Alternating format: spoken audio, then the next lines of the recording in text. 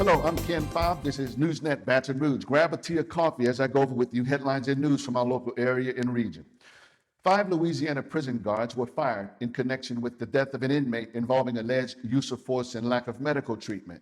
Back in March of this year, at the BB60 Raven Correctional Center located in Angie, Louisiana, inmate Anthony Carl Smith, a 55-year-old, was found unresponsive in his cell. Although a nurse began CPR and later applied a defibrillator, 30 minutes later, Smith was pronounced dead. Immediately thereafter, the Washington Parish Sheriff's Office launched an investigation.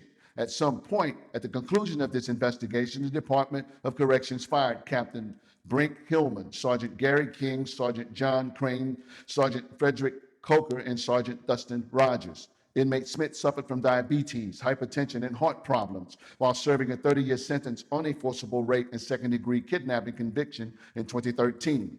Apparently, he sought medical attention around 11:15 a.m. on March 10th.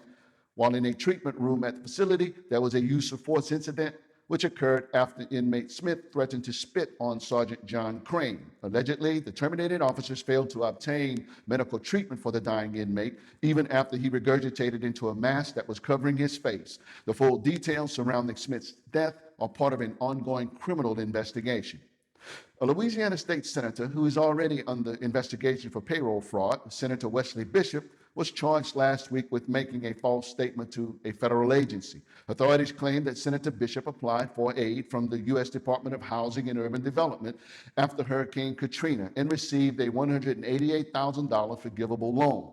Under the loan agreement, he was to rent his rental apartments for $620 or less per month for 10 years. Although Senator Bishop told the Federal Housing Agency he was renting apartments to tenants as required, investigators say no such tenants exist and that Sewage and Water Board records show those particular apartments have not been serviced with utilities since the year 2013. According to a report released last week, Louisiana has already been one of the hardest hit areas in the country this flu season. Doctors are seeing a spike in the number of children being hospitalized with flu illnesses. They are seeing an uptick in the number of patients from all ages coming in with classic flu symptoms such as runny noses, fevers, coughs, and congestions. Medical experts expect to see an even greater surge in adult cases over the next several weeks. Disease control experts are encouraging all Louisianians to take preventative measures by getting vaccinated.